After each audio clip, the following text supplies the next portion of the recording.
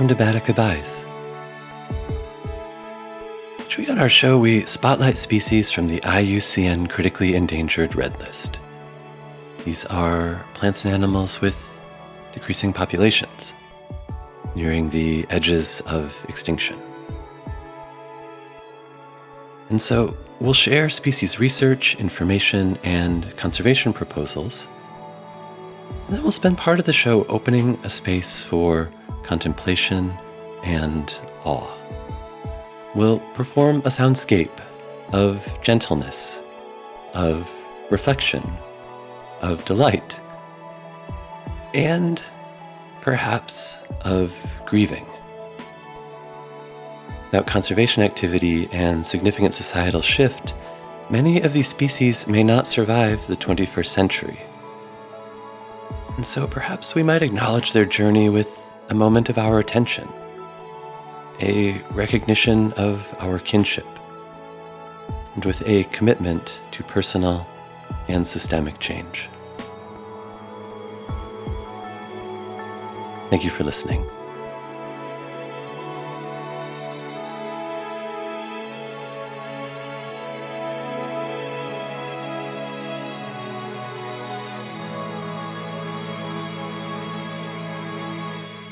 On today's show, we consider the Arabian leopard.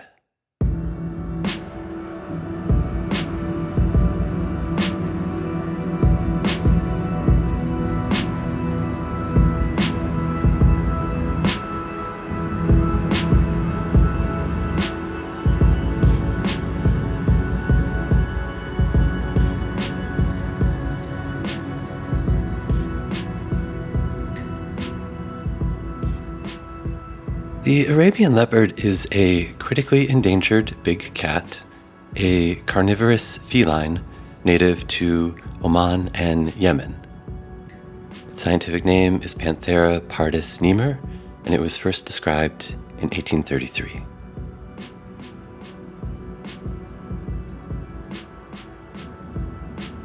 The Arabian leopard is the smallest of all leopard subspecies, weighing roughly 40 to 70 pounds, measuring roughly 4 feet in body length. They are about half the size of the African leopard and about twice the size of distant kin in the feline family, the bobcat.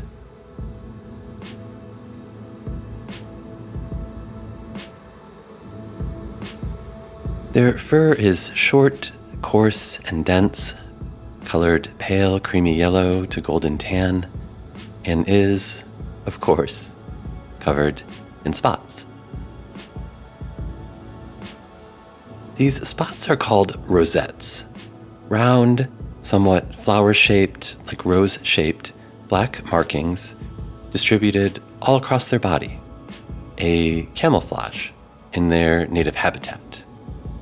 In the bright, sharp light of their desert mountain home, the spots blend into the rough, shadowed textures of rock faces, and because the pattern is irregular and lacks straight lines, it breaks up the leopard's physical outline in more open spaces. Like, say, human fingerprints, every leopard has a totally unique pattern of rosettes.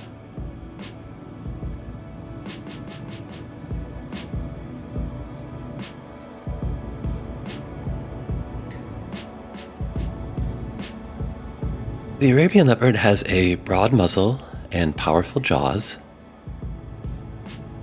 They have 2 large fur-covered ears with complex musculature that can independently rotate the ears roughly 180 degrees to help pinpoint sound, able to hear both low-frequency infrasonic and high-frequency ultrasonic sounds from hundreds of feet away. Their 2 eyes are large and forward-facing, with golden greenish irises and deep black pupils. Like all cats, each of the Arabian leopard's eyes have a tapetum lucidum. This is a kind of reflective layer behind the retina that bounces light back through the photoreceptors, increasing light sensitivity, helping the leopard see in low light.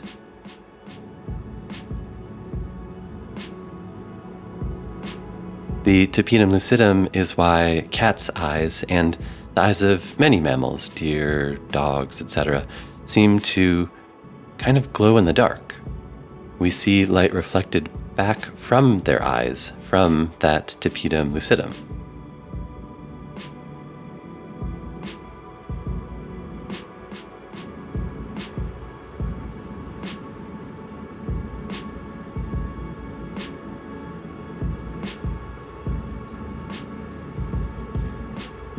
Arabian leopard have a dark nose and a muzzle covered in long black and white whiskers. These whiskers, called vibrissae, are a tactile sense organ, touch sensitive, able to detect changes in air currents as winds shift, and sense contact with physical objects, so used, for example, to help navigate darkened caves.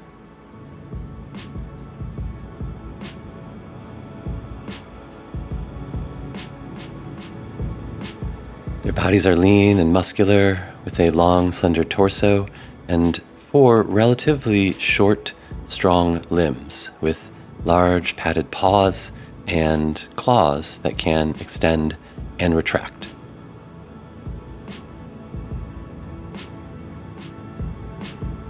They have a long tail that can measure up to 3 feet, which aids in balance and as a kind of counterweight when making quick turns.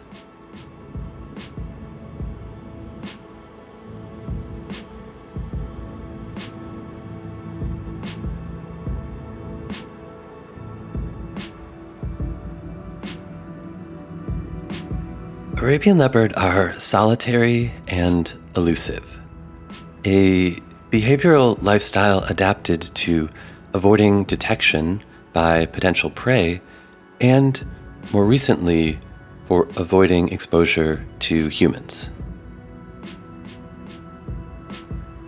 They are generally crepuscular, meaning they're active at dawn and dusk when it is cool enough to avoid overheating, but with enough light to navigate terrain and hunt prey.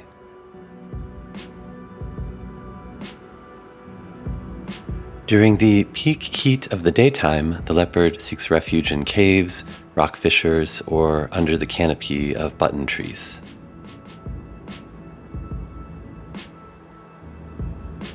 That said, parts of their range are often covered in dense fog, and we have camera trap evidence of Arabian leopard active throughout the day.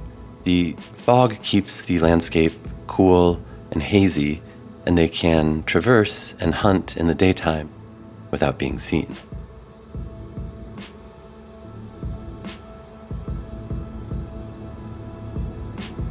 Their range is enormous. A solitary male will have a home territory of about 75 square miles, female roughly 30 square miles. And their territories will have some overlap, but leopard use pheromonal scent signals, vocalizations, urine and feces droppings, and scrape marks made with their hind claws to mark trails and boulders and caves in order to avoid one another, to avoid conflict with one another.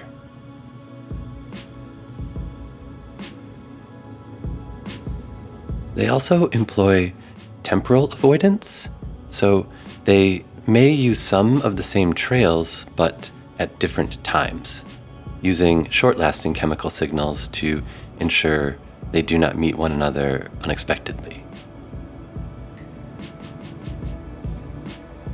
Outside of mating, Arabian leopard have very minimal contact with one another, maintaining social spacing without direct conflict.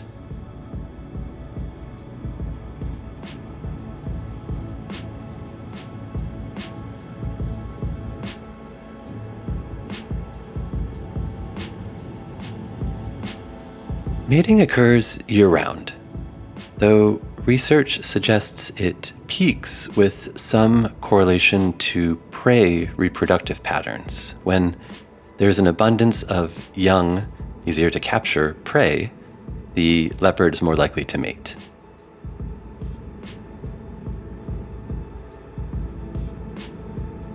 Females have a roughly month-and-a-half fertility cycle, during about a week of which they are able to get pregnant.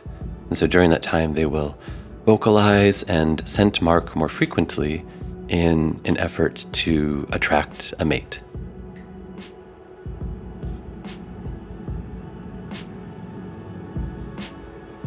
After mating, the male and female separate.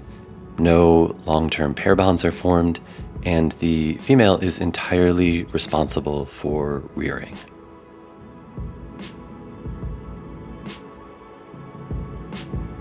Pregnancy lasts about 3.5 months, and the mothers birth in deep caves, secluded, secure dens, safe from wolves and hyenas.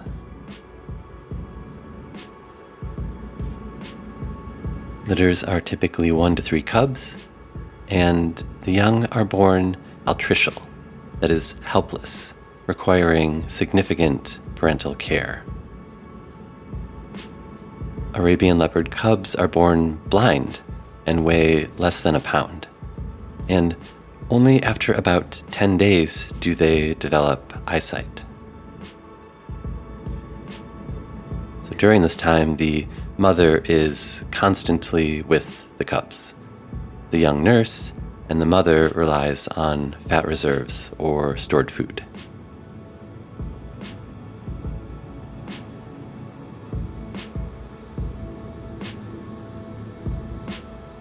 Cubs are dependent on their mother for 1 to 2 years, learning communication, survival strategies, and hunting skills. Then the family unit disperses, the juveniles seeking out their own new, individual, solitary territories. Wild Arabian leopard live between roughly 10 and 20 years.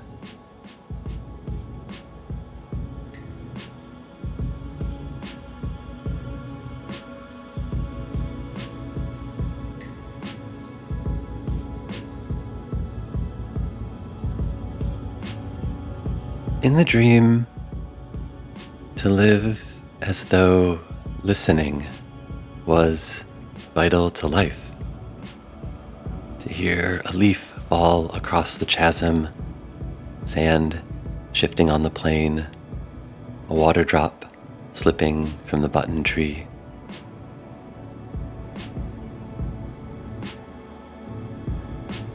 To slow the breath, to hold stillness in patient silence, for sound to mean sustenance. To listen is to live. In the dream.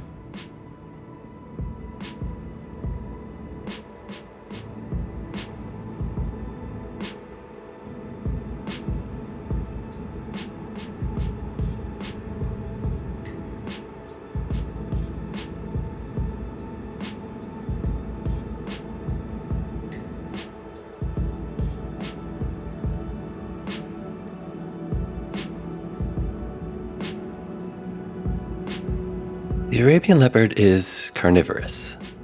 They hunt and eat meat.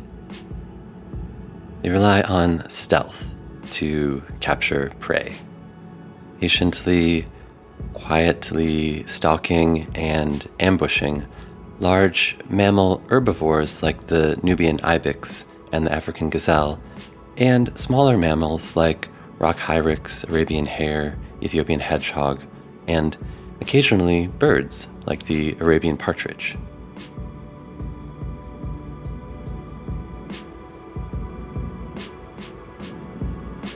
They use the landforms of their habitat to their advantage, ambushing prey in narrow rock crevices to prevent escape, or chasing prey off of steep cliffs. Even their attack is stealth adapted. They will direct a strong bite to the prey's throat, preventing it from vocalizing an alarm call.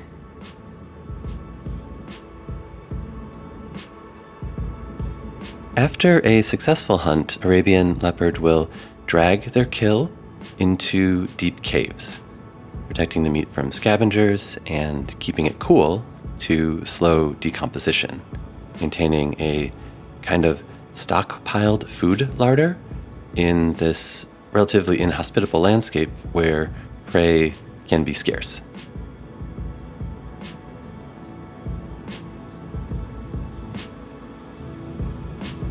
The Arabian leopard is native to the Dhofar Mountains in southern Oman and the Sarawat Mountains in western Yemen. These are arid, rocky, high-altitude cliffs, peaks, and plateaus that can reach over 2 miles above sea level. Stone landmasses rising sharply from nearby coastal plains.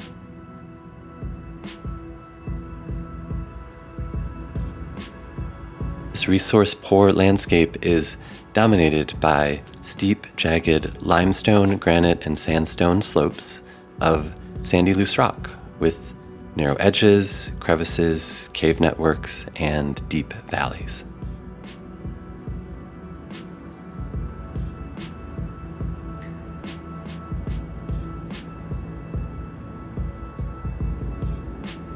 Vegetation is sparse, water is rare, and prey density is low.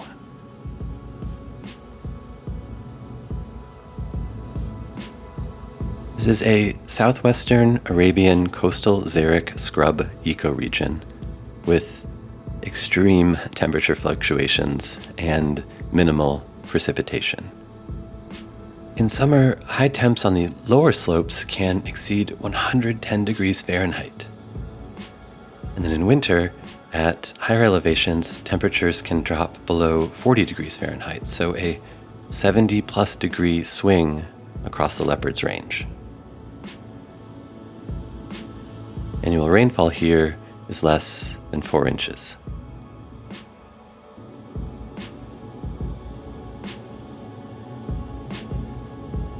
That said, at higher elevations in the Dhofar Mountains, we find a kind of fog desert where annual monsoons from June to September blanket these highlands in mist and fog, bringing up to 12 inches of precipitation in the form of fog drip. So this is moisture that condenses on vegetation, drips down to the soil, recharging groundwater aquifers, and supporting a microhabitat understory of shrubs and grasses.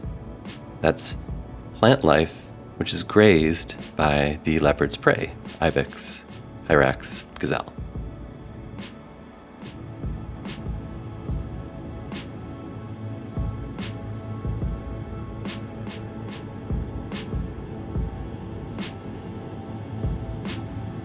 The Arabian leopard shares its arid mountain home with Arabian woodpecker, Arabian wolf, Arabian partridge, Phoenician juniper, umbrella thorn acacia, Oman toad, desert rose, white-tailed mongoose, spiny-tailed lizard, Arabian gazelle, Asir magpie, wild pistachio, globe thistle, frankincense, Arabian hare, striped hyena, Arabian red fox, myrrh tree, Dhofari button tree, rock hyrax, desert tawny owl, Nubian ibex, large-leafed fig, Arabian spiny mouse, Asir catmint, wild olive, desert wallflower, Arabian aloe, and many, many more.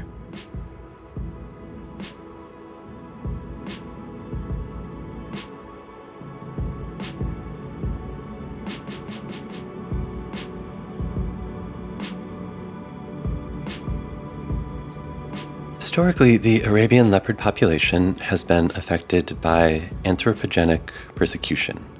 That is the intentional hunting, trapping, killing of the species by humans. This is an ancient practice with archaeological record of petroglyphs depicting leopard hunts and stone leopard traps unearthed dating from 3 to 4,000 BCE.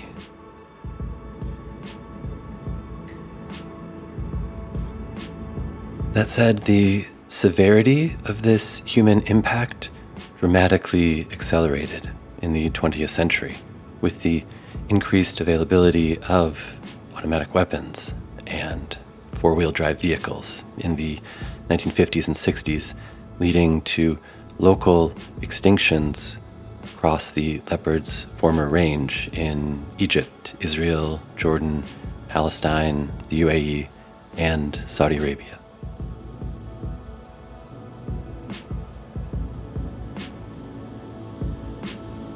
Today, the main threat to surviving populations in Yemen and Oman is habitat loss and degradation caused by human encroachment, like road and residential construction, mining, agriculture, and by increased overgrazing by domesticated livestock.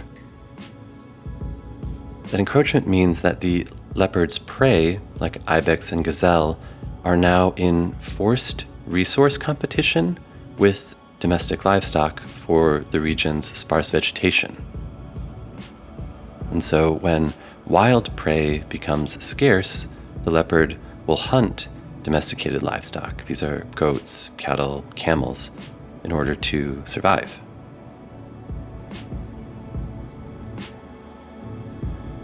That then leads to retaliatory killings. Livestock owners shooting leopards to, quote-unquote, protect their flock.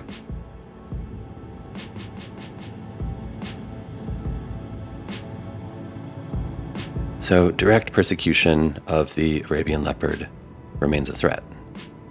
These retaliatory killings, as well as trophy hunting and slaughter for the illegal sale of leopard skins.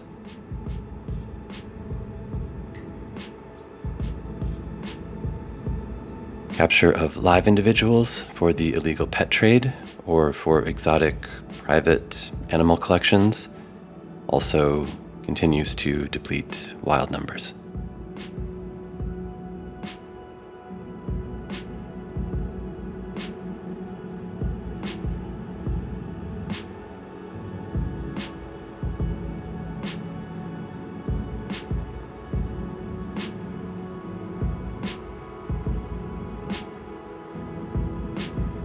Fortunately, much of the Arabian leopard's range now falls on protected lands, like the Hof Nature Reserve in Yemen and the Jabal Samhan Nature Reserve in Oman. In Oman, the hunting, capture, and killing of leopards has been strictly prohibited since 1976, and since 1997, the government's Arabian Leopard program has built a locally recruited ranger force and has facilitated public awareness programs. Additionally, to help address leopard persecution, Oman runs a compensation program for locals whose livestock was lost to leopard attack.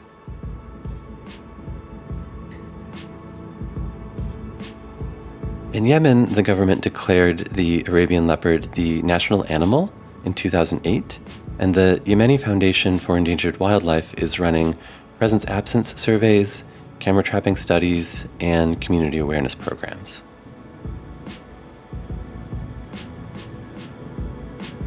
That said, ongoing civil war in Yemen is hindering conservation efforts.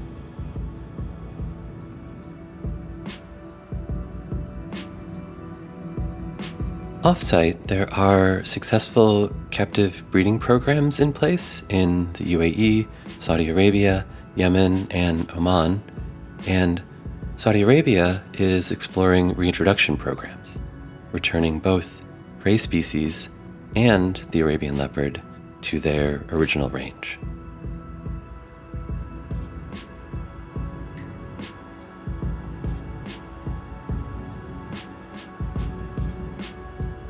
Nevertheless, the Arabian leopard has been considered critically endangered on the IUCN Red List since 1996, and their population is currently in decline. Our most recent counts estimate that less than 85 Arabian leopard remain in the wild.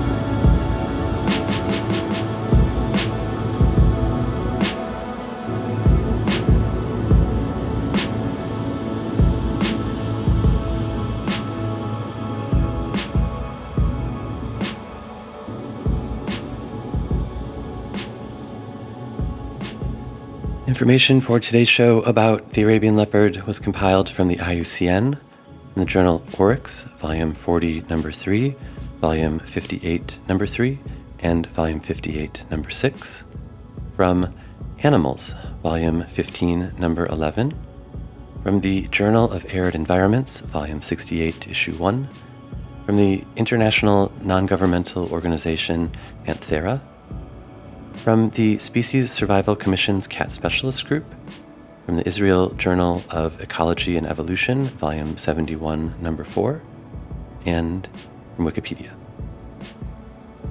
For more information about Arabian leopard conservation and big cat conservation in general, please see Panthera at panthera.org.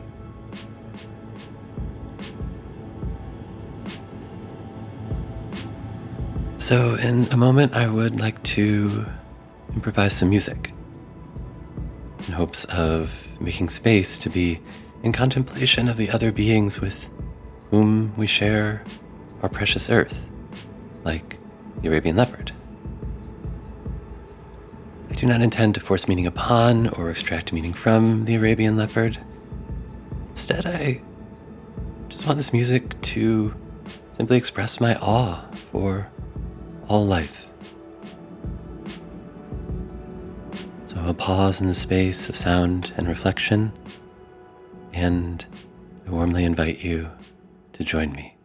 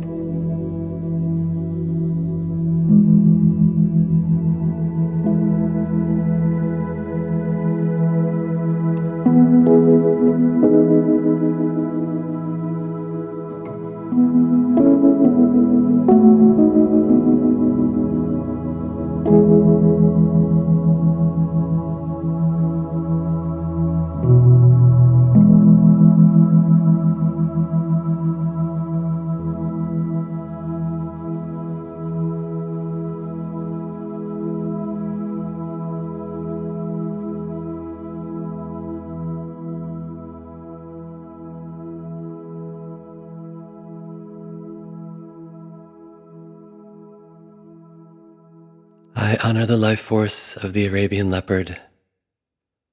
I will commit its name to my record.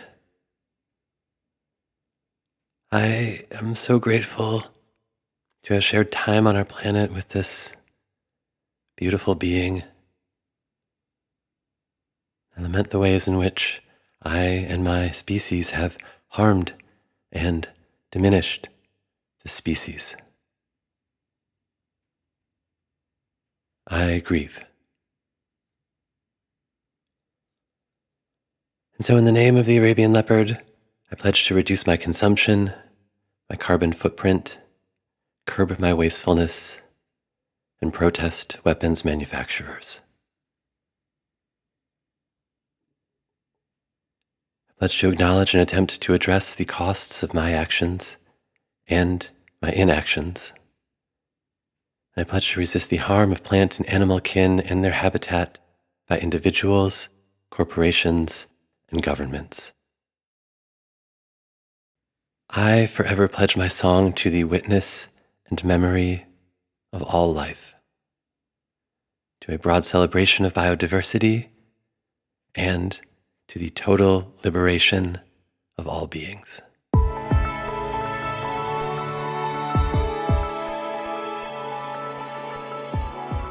This has been Bada Goodbyes. Thank you for listening.